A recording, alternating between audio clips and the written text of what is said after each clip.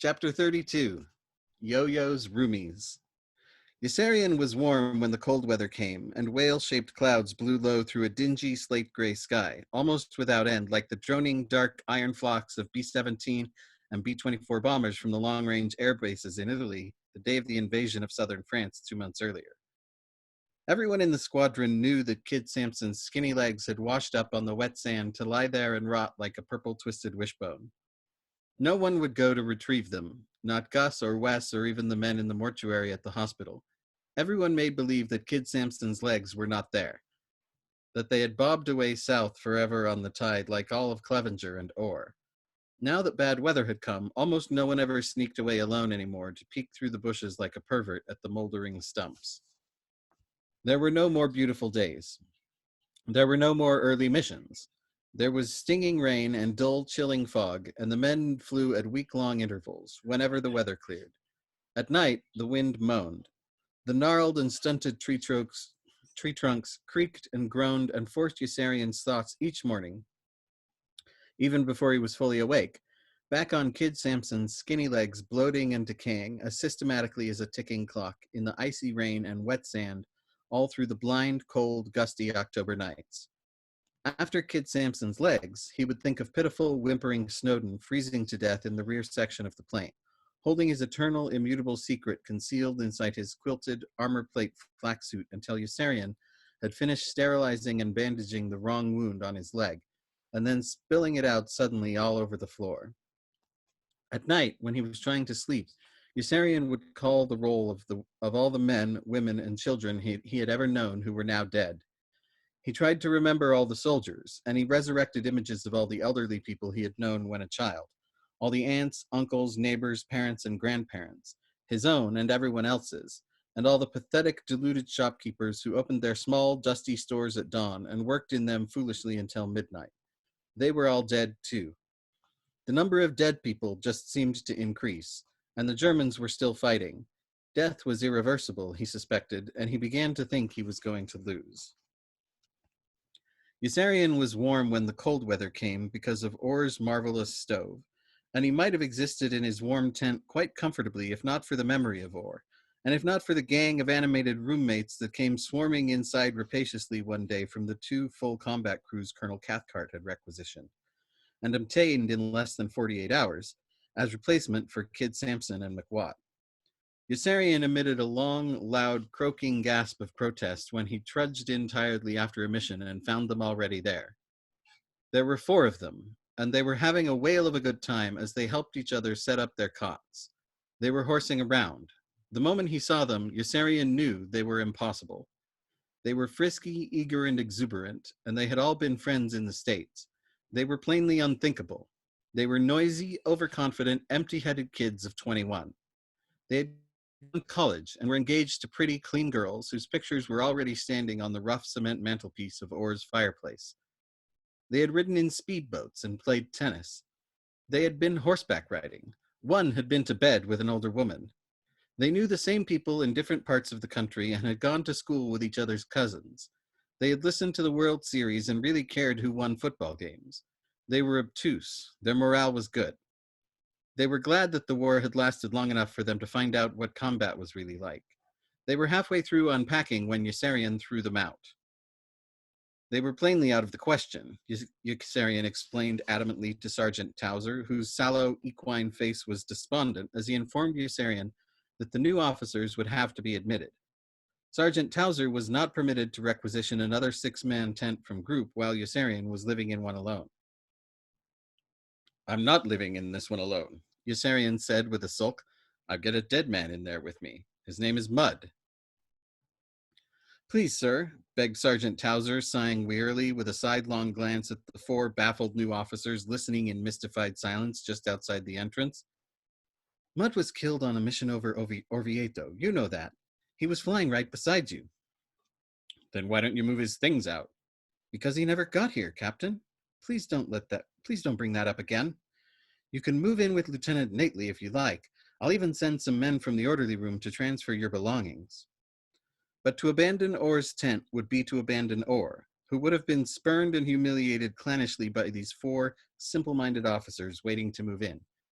It did not seem just that these boisterous, immature young men should show up after all the work was done and be allowed to take possession of the most desirable tent on the island.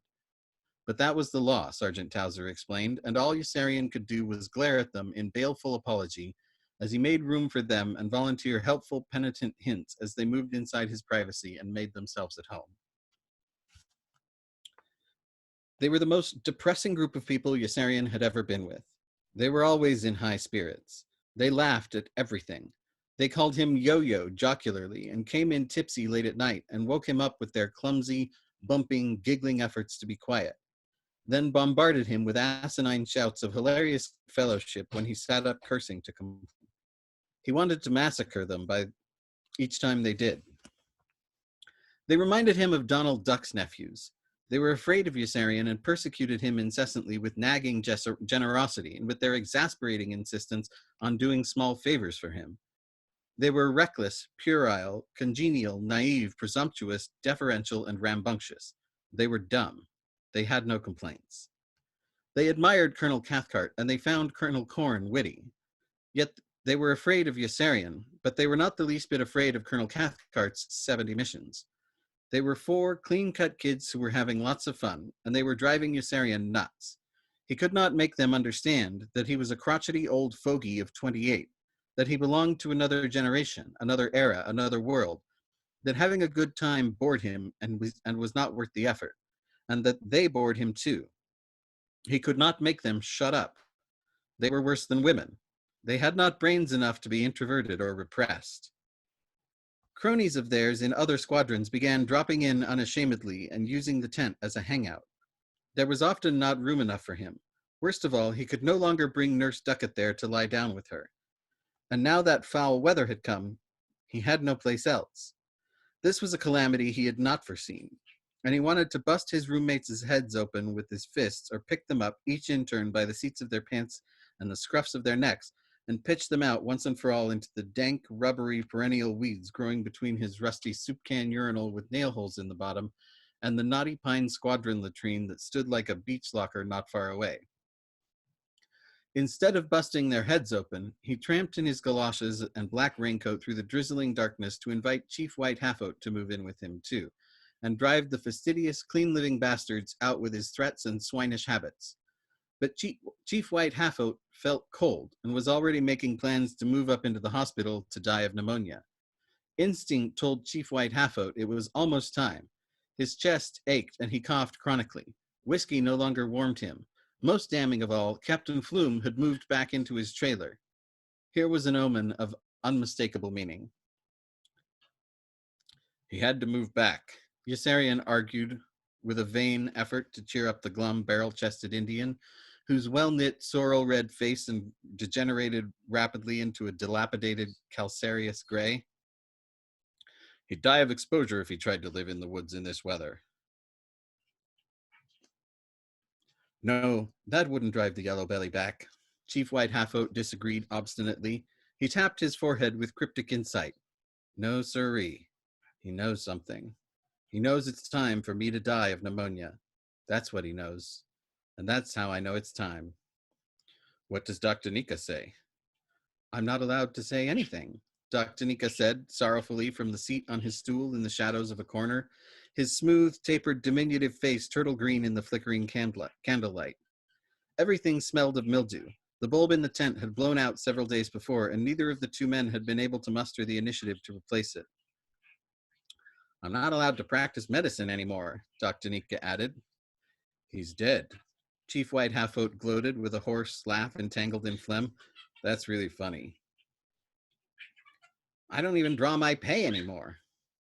That's really funny. Chief White Halfoat repeated. All this time he's been insulting my liver. And look what happened to him. He's dead, killed by his own greed. That's not what killed me, Dr. Nika observed in a voice that was calm and flat. There was nothing wrong with greed. It's all that lousy Dr. Stubbs' fault, getting Colonel Cathcart and Colonel Corn stirred up against flight surgeons.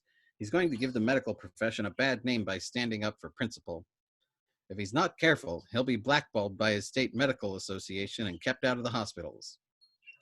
Yossarian watched Chief White Half-Oat pour whiskey carefully into 3 empty shampoo bottles and store them away in the musette bag he was packing. Can't you stop by my tent on the way to the hospital and punch one of them in the nose for me? He speculated aloud. I've got 4 of them, and they're going to crowd me out of my tent altogether. You know, something like that once happened to my whole tribe, Chief White Half-Oat remarked in jolly appreciation, sitting back on his cot to chuckle. Why don't you get Captain Black to kick those kids out? Captain Black likes to kick people out. Yossarian grimaced sourly at the mere mention of Captain Black, who was already bullying the new flyers each time they stepped into his intelligence tent for maps or information. Yossarian's attitude toward his roommates turned merciful and protective at the mere recollection of Captain Black. It was not their fault that they were young and cheerful, he reminded himself as he carried the swinging beam of his flashlight back through the darkness. He wished that he could be young and cheerful too, and it wasn't their fault they were courageous, confident, and carefree. He would just have to be patient with them until 1 or 2 were killed, and the rest wounded, and then they would all turn out okay. He vowed to be more tolerant and benevolent, but when he ducked inside his tent with his friendlier attitude, a great yellow blaze was roaring in the fireplace, and he gasped in horrified amazement. Orr's beautiful birch logs were going up in smoke. His roommates had set fire to them. He gaped at the 4 insensitive, overheated faces and wanted to shout curses at them. He wanted to bang their heads together as they greeted him with loud and convivial cries that invited him generously to pull up a chair and eat their chestnuts and roasted potatoes. What could he do with them? And the very next morning, they got rid of the dead man in his tent. Just like that, they whisked him away. They carried his cot and all his belongings right out into the bushes and simply dumped them there. And then they strode back, slapping their hands briskly at a job well done. Yossarian was stunned by their overbearing vigor and zeal, by their practical, direct efficiency. In a matter of moments, they had disposed energetically of a problem with which Yossarian and Sergeant Towser had been grappling unsuccessfully for months. Yossarian was alarmed. They might get rid of him just as quickly, he feared, and he ran to Hungry Joe and fled with him to Rome the day before Nate Lee's whore finally got a good night's sleep and woke up in love. 33. Nate Lee's whore. He missed Nurse Duckett in Rome. There was not much else to do after Hungry Joe left on his mail run. Yossarian missed Nurse Duckett so much that he went searching hungrily through the streets for Luciana, whose laugh and invisible scar he had never forgotten, or the boozy, blousy, bleary-eyed floozy in the overloaded white brassiere and unbuttoned orange satin blouse, whose naughty salmon-colored cameo ring Arfie had thrown away so callously through the window of her car. How he yearned for both girls. He looked for them in vain. He was so deeply in love with them, and he knew he would never see them again. Despair gnawed at him. Visions beset him. He wanted Nurse Duckett with her dress up and her slim thighs bare to the hips. He banged a thin streetwalker with a wet cough who picked him up from an alley between hotels, but that was no fun at all, and he hastened to the enlisted men's apartment for the fat, friendly maid in the lime-colored panties, who was overjoyed to see him but couldn't arouse him. He went to bed there early and slept alone. He woke up disappointed and banged a sassy, short, chubby girl he found in the apartment after breakfast, but that was only a little better, and he chased her away when he'd finished and went back to sleep. He napped till lunch and then went shopping for presents for Nurse Duckett and a scarf for the maid in the lime-colored panties, who hugged him with such gargantuan gratitude that he was soon hot for Nurse Duckett and ran looking lecherously for Luciana again. Instead, he found Arfie, who had landed in Rome when Hungry Joe returned with Dunbar, Nately, and Dobbs, and who would not go along with the drunken foray that night to rescue Nately's whore from the middle-aged military big shots holding her captive in a hotel because she would not say uncle. Why should I risk getting into trouble just to help her out? Arfie demanded haughtily. But don't tell Nately I said that. Tell him I had to keep an appointment with some very important fraternity brothers. The middle-aged big shots would not let Nately's whore leave until they made her say uncle. Say uncle, they said to her. Uncle, she said. No, say uncle. Uncle, she said. She still doesn't understand. You still don't understand, do you?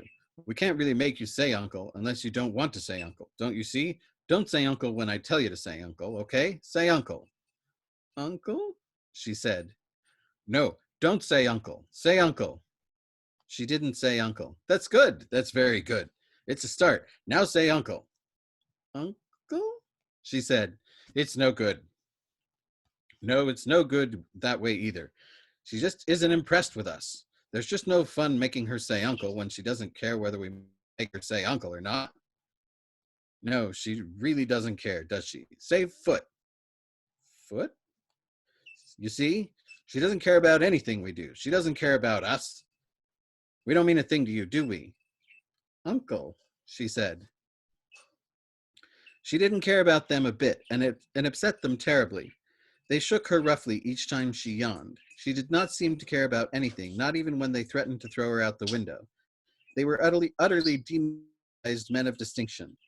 She was bored and indifferent and wanted very much to sleep. She had been on the job for 22 hours, and she was sorry that these men had not permitted her to leave with the other two girls with whom the orgy had begun. She wondered vaguely why they wanted her to laugh when they laughed, and why they wanted her to enjoy it when they made love to her. It was all very mysterious to her and very uninteresting. She was not sure what they wanted from her. Each time she slumped over with her eyes closed, and they shook her awake and made her say uncle again. Each time she said uncle, and they were disappointed. She wondered what uncle meant. She sat on the sofa in a passive, phlegmatic stupor, her mouth open and all her clothing crumpled in a corner on the floor, and wondered how much longer they would sit around naked with her and make her say uncle in the elegant hotel suite to which Orr's old girlfriend, giggling uncontrollably at Yossarian's and Dunbar's drunken addicts, guided Nately and the other members of the motley rescue party. Dunbar squeezed Orr's old girlfriend's fanny gratefully and passed her back to Yossarian, who propped her against the door jamb with both hands on her hips and wormed himself against her lasciviously until Nately seized him by the arm and pulled him away from her into the blue sitting room, where Dunbar was already hurling everything in sight out the window into the court. Dobbs was smashing furniture with an ash stand. A nude, ridiculous man with a blushing appendectomy scar appeared in the doorway suddenly and bellowed, "What's going on here?" "Your toes are dirty," Dunbar said. The man covered his groin with both hands and shrank from view. Dunbar, Dobbs, and Hungry Joe just kept dumping everything they could lift out the window with great, howling whoops of happy abandon. They soon finished with the clothing on the couches and the luggage on the floor, and they were ransacking a cedar chest when the door to the inner room opened again, and a man who was very distinguished looking from the neck up padded into view imperiously on bare feet. "Here, you stop that," he barked. "Just what do you men think you're doing?" "Your toes are dirty," Dunbar said to him. The man covered his groin as the first had done and disappeared. Nately charged after him, but was blocked by the first officer, who plodded back in holding a pillow in front of him like a bubble dancer. "Hey, you men," he roared angrily, "stop it!" "Stop it," Dunbar replied. "That's what I said." "That's what I said," Dunbar said. The officer stamped his foot petulantly, turning weak with frustration. "Are you deliberately repeating everything I say? Are you deliberately repeating everything I say?" "I'll thrash you." The man raised a fist. "I'll thrash you," Dunbar warned him coldly. "You're a German spy, and I'm going to have you shot." "German spy? I'm an American colonel." "You don't look like an American colonel. You look like a fat man with a pillow in front of him. Where's your uniform, if you're an American colonel?" "You just threw it out the window." "All right, men," Dunbar said. "Lock the silly bastard up. Take the silly bastard down to the station house and throw away the key." The colonel blanched with alarm. "Are you all crazy? Where's your badge? Hey, you, come back in here." But he whirled too late to stop Nately, who had glimpsed his girl sitting on the sofa in the other room and had darted through the doorway behind his back. The others poured through after him into the midst of the other naked big shots. Hungry Joe laughed hysterically when he saw them, pointing in disbelief at one after another and clasping his head and sides. "Nugget, shush." Two with fleshy physiques advanced truculently until they spied the look of mean dislike and hostility on Dobbs and Dunbar, and noticed that Dobbs was still swinging like a two-handed club the wrought iron ash stand he had used to smash things in the sitting room. Nately was already at his girl's side. She stared at him without recognition for a few seconds. Then she smiled faintly and let her head sink into his shoulder with her eyes closed. Nately was in ecstasy. She had never smiled at him before. "Filippo," said a calm, slender, jaded-looking man who had not even stirred from his armchair, "you don't obey orders. I told you to get them out, and you've gone and brought them in. Can't you see the difference? They've thrown our things out the window, General. Good for them. Our uniforms, too?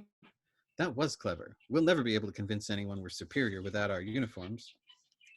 Let's get their names, Lou. And oh, Ned, relax, said the slender man with practiced weariness. You may be pretty good moving armored divisions into action, but you're almost useless in a social situation. Sooner or later, we'll get our uniforms back, and then we'll be their superiors again.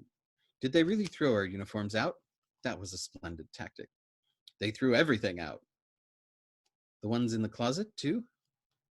They threw the closet out, General. That was that crash we heard when we thought they were coming in to kill us. And I'll throw you out next, Dunbar threatened. The general paled slightly. What the devil is he so mad about? He asked Yossarian. He means it too, Yossarian said. You'd better let the girl leave. Lord take her, exclaimed the general with relief. All she's done is make us feel insecure. At least she might have disliked or resented us for the $100 we paid her, but she wouldn't even do that. Your handsome young friend there seems quite attached to her. Notice the way he lets his fingers linger on the outside of her thighs as he pretends to roll up her stockings? Nately, caught in the act, blushed guiltily and moved more quickly through the steps of dressing her. She was sound asleep and breathed so regularly that she seemed to be snoring softly. Let's charge her now, Lou, urged another officer. We've got more personnel and we can encircle... Oh no, Bill, answered the general with a sigh. You may be a wizard at directing a pincer movement in good weather on level terrain against an enemy that has already committed reserves, but you don't always think so clearly anywhere else. Why should we want to keep her? General, we're in a very bad strategic position. We haven't got a stitch of clothing, and it's going to be very degrading and embarrassing for the person who has to go downstairs through the lobby to get some. Yes, Filpo, you're quite right, said the general, and that's exactly why you're the one to do it. Get going. Naked, sir? Take your pillow with you if you want to, and get some cigarettes too while you're downstairs picking up my underwear and pants, will you? I'll send everything up for you, Yossarian offered. There, General, said Filpo with relief. Now I don't have to go. Filpo, you nitwit, can't you see he's lying? Are you lying? Yossarian nodded, and Filpo's faith was shattered. Yossarian laughed and helped Nately walk his girl out into the corridor and into the elevator. Her face was smiling as though with a lovely dream as she slept with her head still resting on Nately's shoulder. Dobbs and Dunbar ran out into the street to stop a cab. Nately's whore looked up when they left the car. She swallowed dryly several times during the arduous trek up the stairs to her apartment, but she was sleeping soundly again by the time Nately undressed her and put her to bed. She slept for 18 hours, while Nately dashed about the apartment all the next morning, shushing everybody in sight. And when she woke up, she was deeply in love with him. In the last analysis, that was all it took to win her heart. A good night's sleep. The girl smiled with contentment when she opened her eyes and saw him, and then, stretching her long legs languorously beneath the rustling sheets, beckoned him into bed beside her with a look of simpering idiocracy of a woman in heat. Nately moved to her in a happy daze, so overcome with rapture that he hardly minded when her kid sister interrupted him again by flying into the room and flinging herself down onto the bed between them. Nately's horse slapped and cursed her, but this time with laughter and generous affection, and Nately settled back smugly with an arm about each, feeling strong and protective. They made a wonderful family group, he decided. The little girl would go to college when she was old enough, to Smith or Radcliffe or Bryn Mawr. He would see to that. Nately bounded out of the bed after a few minutes to announce his good fortune to his friends at the top of his voice. He called to them jubilantly to come into the room and slammed the door in their startled faces as soon as they arrived.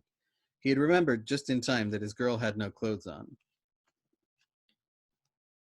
Get dressed, he ordered her, congratulating himself on his alertness. Per se? She asked curiously. Per se? He repeated with an indignant chuckle. Because I don't want them to see you without any clothes on. Per se no? She inquired. Per se no? He looked at her with astonishment. Because it isn't right for other men to see you naked, that's why. Per se no? Because I say so. Nately exploded in frustration. Now don't argue with me. I'm the man and you have to do whatever I say. From now on, I forbid you to ever go out of this room unless you have all your clothes on. Is that clear? Nately's whore looked at him as though he were insane. Are you crazy? Jay succede? I mean every word I say. Tu sei pazzo, she shouted at him with incredulous indignation and sprang out of bed. Snarling unintelligibly, she snapped on panties and strode toward the door. Nately drew himself up with full manly authority. I forbid you to leave the room that way, he informed her. Tu sei pazzo, she shot back at him after she had left, shaking her head in disbelief. Idiota, tu sei un pazzo imbecile. Tu sei pazzo, said her thin kid sister, staring out after her in the same haughty walk. You come back here, Nately ordered her. I forbid you to go out that way too. Idiota, the kid sister called back at him with indignity after she had flounced past. Tu sei un pazzo imbecile. Nately fumed in circles of distracted helplessness for several seconds and then sprinted out into the sitting room to forbid his friends to look at his girlfriend while she complained about him in only her panties. Why not? Asked Dunbar. Why not? Exclaimed Nately. Because she's my girl now, and it isn't right for you to see her unless she's fully dressed. Why not? Asked Dunbar. You see, said his girl with a shrug. Lui è un pazzo. Sì, è molto pazzo, echoed her sister. Then make her keep her clothes on if you want us to not see her, argued Hungry Joe. What the hell do you want from us? She won't listen to me, Nately confessed sheepishly. From now on, you'll all have to shut your eyes and look in the other direction when she comes in that way, okay? Madone, cried his girl in exasperation and stamped out of the room. Madone, cried her kid sister and stamped out behind her. Lui è pazzo, Yossarian observed good-naturedly. I certainly have to admit it. Hey, you crazy or something? Hungry Joe demanded of Nately. The next thing you know, you'll be trying to make her give up hustling. From now on, Nately said to his girl, I forbid you to go out hustling.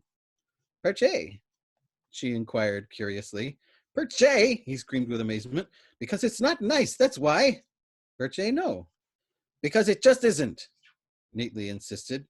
It just isn't right for a nice girl like you to go looking for other men to sleep with. I'll give you all the money you need so you won't have to do it anymore. And what will I do with my day instead? Do, said Nately. You'll do what all your friends do. My friends, I'll go looking for men to sleep with. Then get new friends. I don't even want you to associate with girls like that anyway. Prostitution is bad. Everybody knows that, even him. He turned with confidence to the experienced old man. Am I right? You're wrong, answered the old man. Prostitution gives her an opportunity to meet people. It provides fresh air and wholesome exercise, and it keeps her out of trouble. From now on, Nately declared sternly to his girlfriend, I forbid you to have anything to do with that wicked old man. Vafangul, his girl replied, rolling her harassed eyes up toward the ceiling. What does he want from me? She implored, shaking her fists. Lasciami, she told him in menacing entreaty. Stupido! If you think my friends are so bad, go tell your friends not to ficky-fick all the time with my friends. From now on, Nately told his friends, I think you fellows ought to stop running around with her friends and settle down. Madone, cried his friends, rolling their harassed eyes up toward the ceiling. Nately had gone clear out of his mind. He wanted them all to fall in love right away and get married. Dunbar could marry Orshor, and Yossarian could fall in love with Nurse Ducat or anyone else he liked. After the war, they could all work for Nately's father and bring up their children in the same suburb. Nately saw it all very clearly. Love had transmogrified him into a romantic idiot, and they drove him away back into the bedroom to wrangle with his girl over Captain Black. She agreed not to go to bed with Captain Black again or give more of Nately's money, but she would not budge an inch on her friendship with the ugly, ill-kempt, dissipated, filthy-minded old man, who witnessed Nately's flowering love affair with insulting derision and would not admit that Congress was the greatest deliberative body in the whole world. From now on, Nately ordered his girl firmly, I absolutely forbid you to even speak to that disgusting old man. Again the old man, cried the girl in wailing confusion. Perche no! He doesn't like the House of Representatives. Mamma mia, what's the matter with you? E pazzo, observed her kid sister philosophically. That's what's the matter with him. Si, said the older girl, agreeing readily, tearing at her long brown hair with both hands. Lui è pazzo. But she missed Nately when he was away, and was furious with Yossarian when he punched Nately in the face with all his might and knocked him into the hospital with a broken nose.